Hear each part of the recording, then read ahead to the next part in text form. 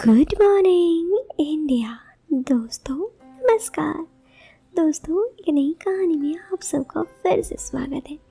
कहानी शुरू करने से पहले मैं आपको एक बात बता दूं, इस कहानी को सुनते वक्त आप चाहो तो ईयरफोन या फिर हेडफोन का उपयोग कर सकते हो। इससे ना इस कहानी की ऑडियो क्वालिटी आपको पसंद आएगी जब आपके कानों तक पहुंचेगी। चलिए अब इस कहानी को शुरू करते हैं। मैं अरुणिमा, मेरी उम्र अभी 21 साल है और मैं बहुत ही देखने में खूबसूरत हूँ। मेरी आंखें नसीले, होंठ गुलाबी और मैं एकदम गोरी हूँ। मेरे लंबे नागिन से काले बाल। मैं इतना तो कह सकती हूँ कि हर कोई मुझे पसंद करता है। खैर, इससे पहले मैंने एक कहानी में आपको बताया था कि जब मैं इससे पहले 12वीं में थी तो कैसे मेरा अफेयर स्कूल के टीचर से था और फिर प्रिंसिपल तक ये बात पहुँची। लेकिन फिर कॉलेज का ख़त्म हुआ, 12th क्लास स्कूल का, और फिर जो उदय सर थे वो भी गांव चले गए, उनकी शादी हो गई। उदय सर के बाद प्रिंसिपल सर से भी मेरी आखिरी मुलाकात तब हुई जब मैं 12वीं की मार्कशीट और स्कूल की टीसी लेने गई थी। उसके बाद सबसे संपर्क ख़त्म हो गया। अब मैंने आगे की पढ़ाई के लिए घर में कही, उनमें थोड़ी दिक्कत थी जिसके चलते मुझे प्राइवेट कॉलेज में एडमिशन लेना पड़ा। वहाँ मुझे रोज़ नहीं जाना पड़ता, बस पेपर देने के लिए सीन था। लेकिन मुझे तो घर से निकलने की आदत थी, किसी को बॉयफ्रेंड बनाने की। घर में रहने से वो कैसे बदल जाता। 1 महीने तक मैं इधर उधर देखती रही, लेकिन फिर 1 महीने बाद मुझे ऐसा लगने लगा कि किसी न किसी को तो बॉयफ्रेंड बनाना ही पड़ेगा। तो इधर उधर नजरें दौड़ाने लगी। मेरे घर में 2 पहाड़ी लोग नियमित रूप से आते थे, एक दूध वाला और दूसरा धोबी। तो मैंने सबसे पहले उन दोनों को पटाने के बारे में सोचा। अब जब भी दूध वाला आता तो मैं उसके सामने जाती, थोड़ा तैयार होकर, और जानबूझकर उसके सामने से इतराती रहती। इतना में मैं धोबी भी जब आता तो धोबी को भी अपने कपड़े देती, तो वो हमेशा कपड़े मेरे कमरे से ही जाकर लेके जाता। ऐसे धीरे धीरे मैं उन दोनों को भी अपने बातों में फंसाने लगी। एक शाम जब मैं घर में बहुत बोर हो रही थी तो मैंने अपने पुरानी साइकिल का सहारा लिया और शाम को मैं रोज़ 1 घंटा साइकिल चलाने लगी। एक दिन इसी तरह से मैं रास्ते से जा रही थी तो मैंने एक आदमी को देखा। वो आदमी मेरे घर में जो दूध वाला था बिल्कुल उसी की तरह दिख रहा था। मैंने उसे पीछे से देखा तो उसकी पहचान नहीं हो पाई। मैं उसके पीछे गई तो वो एक तबले से होता हुआ एक छोटी सी झोपड़ी के बाहर रुक गया। जब वो पीछे पलटा तो मैंने देखा ये तो वही है। तब उसने मुझे कहा और बोला, अरे आप यहाँ कैसे? वो दूध वाला ने मुझे कहा। मैं उससे बोली, अरे मैं शाम को रोज साइकिल चलाती हूँ तो सोचा इधर से चलूँ तो आप दिख गए। उसने मुझे कहा, चलो अच्छा है आप मेरे घर आए हो, आओ मेरे गरीबन में बैठो। मैंने बोला, अरे रहने दीजिए, मैं यहीं से हूँ।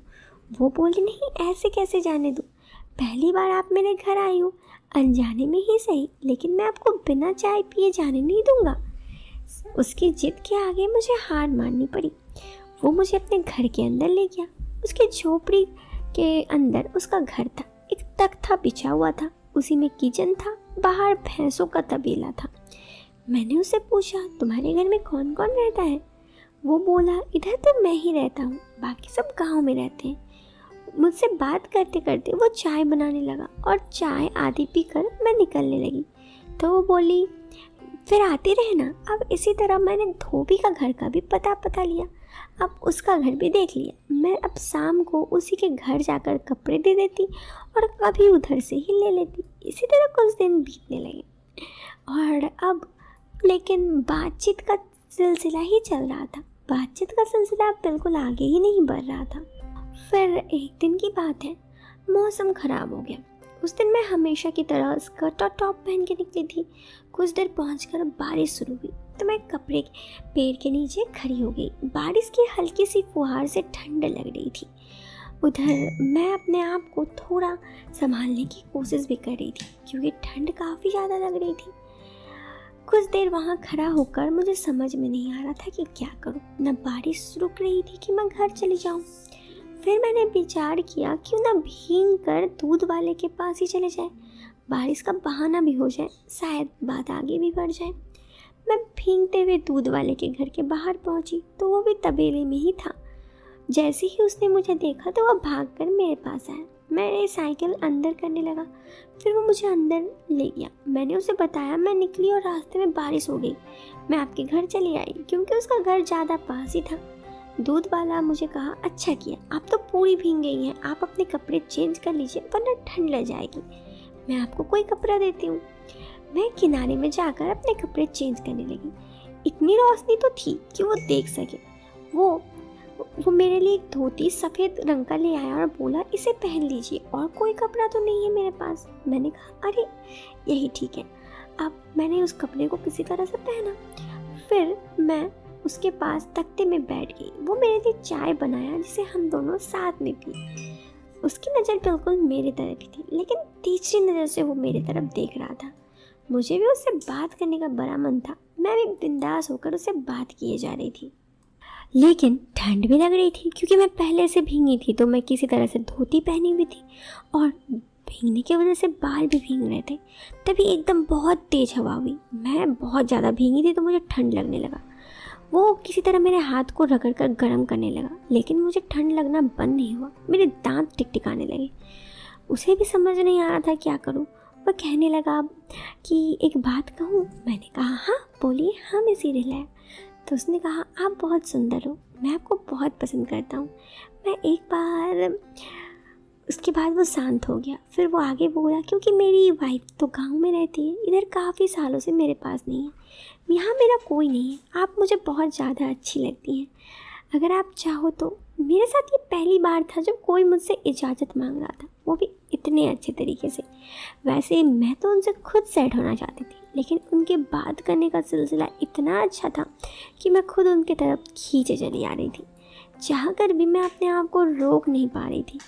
खैर, उसने कहा, एक काम कीजिए, पहले आप बैठिए, मैं आपके लिए थोड़ा सा दूध गर्म करके लाता हूँ, आपको ठंड लग रही है। मैंने कहा, ठीक है।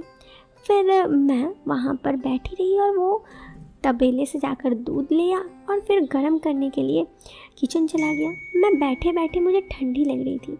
मैं जल्दी से किसी तरह से वहाँ पे बैठी थी, तभी हवा का जोर का झोंका आया। मुझे बहुत ठंड लगा। उन्होंने कहा, एक मिनट रुकिए, मैं अभी आया। उन्होंने दूध एक गिलास में ला कर दिया और कहा, इसे पीजिए, फिर हम बात करते हैं, तब तक आपकी ठंड लगना भी कम हो जाएगा। मुझे डर भी लग रहा था थोड़ी बहुत कि रात होने लगी है, लेकिन मन में काफ़ी ज़्यादा एक्साइटमेंट भी था कि आगे क्या होगा। जैसे कि दोस्तों, आपको इस कहानी में सुनने में इंटरेस्टेड है ना, एक्साइटमेंट, आप जानना चाहते हैं आगे क्या हुआ। अरे आगे बहुत कुछ बाकी है इस कहानी में, तो इसके लिए आपको इंतज़ार करना होगा इस वीडियो के सेकंड पार्ट तक। तब तक के लिए मैं रहती हूँ उस वीडियो से अलविदा। मिलते हैं एक नेक्स्ट वीडियो में। अभी के लिए आप इस वीडियो को लाइक और चैनल पे पहली बार आए हैं तो सब्सक्राइब करें। Till then bye bye, take care.